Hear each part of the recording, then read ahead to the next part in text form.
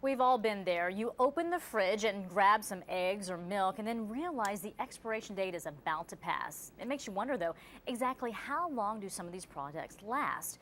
The October issue of ShopSmart Magazine breaks down the shelf lives of some household products. And for more this morning, we are joined by Sue Perry. She's the deputy editor of ShopSmart. Thanks for being with us. Thank you for having me. This is such an interesting segment. I can't wait to figure out how long these items will last, because so many times you wonder, is that going to stay good? Just maybe another week till I can get to them. So let's just go through some of them. Yeah. First and foremost, white rice versus brown rice. Okay. That's the first thing up. You tell me. I'm going to give you a little quiz. I would say brown rice. Brown rice would last longer? Yeah. Wrong.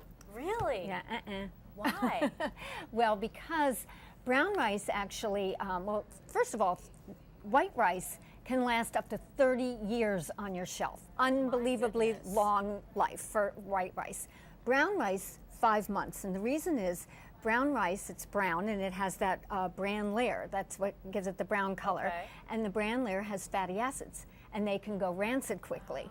So if you want to keep your brown rice around a little bit longer, keep it in the refrigerator, keep it in the freezer, it will stay a little bit longer. The white rice, if it's airtight on your shelf, keep the little critters out, it'll stay up to 30 years. That can happen. Yeah. All right, so I missed that one. Let's go on the next one, see if I can get this one. Regular soda versus diet soda. Okay, you tell me. Well, I just saw the answer right there. I would say regular soda. You're right. You're right. And the reason is that diet soda has the artificial sweeteners in, and those are chemicals that break down, and it takes about 3 months. They can break down in about 3 months. So that's what the shelf life of diet soda is. Regular soda, about 9 months. So the key here is when you're buying diet soda, be sure to look at the expiration date, because if it's close to the expiration date, you know, it could go bad and it will taste off. Yeah, you'll definitely taste it. Before you can drink it up. Here's a big one, trucks versus cars. Right. I've always been a car driver, so I will go with the car. Is that right? You're right. All right. Yeah. And it stands to reason. The truck typically gets more heavy-duty driving, bigger loads, you know, more rough and tumble stuff. And so, but any vehicle is going to last longer with regular oil changes and regular maintenance, so you can keep anything. It's a year. Yeah, the car is what, 10.6 years, and the truck 9.6 years. Okay. Fresh eggs versus hard-boiled eggs in the shell. I would say hard-boiled eggs. Longer? Yes. Wrong. Wrong? Wrong. Really? Yeah, here's the reason. Fresh eggs will last 3 to 5 weeks in the refrigerator.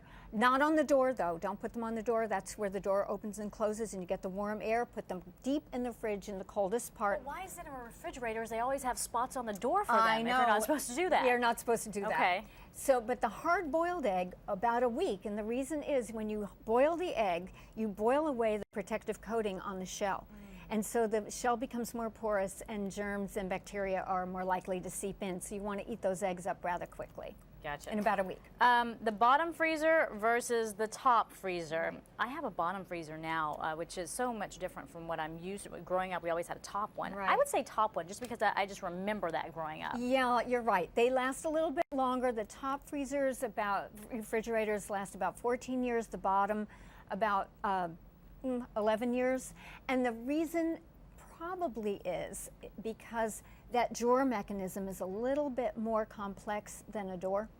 I see. So it might be a little bit more prone to breakdowns, yeah. Okay, and then front-loading washer versus a top-loading washer. Again, I'm going to go back to my childhood. What I know, we always had a top-loading washer. Right. Would that last longer? Yes. All right. Yes, and the reason is, you know, I have a front-loading washer. I think they're great. They save water. They're energy efficient, but they're, again, a more complex machine. They spin a lot faster, makes them a little bit more prone to breakdowns.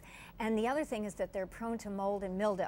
So, yes, and I have seen that in some of them. Yeah, and what you have to do, because I do this all the time, after a wash, dry off the door, dry the gasket, that's called the gasket, the rubber thing around. Dry that off and leave the door ajar, and so that you're airing the machine out. I do that, leave the door, because there's a lot of moisture that even after you take the clothes out, you know that it's setting in there and you just don't want it to start molding. Well, keep it living a lot longer. Right, yeah, absolutely. All right, so I got, let's see, 1, 2, 3, 4 out of 6, not Pretty too bad. Good. I think really good. Kind of impressed with myself. Sue Perry, thanks so much. This is great information from ShopSmart Magazine.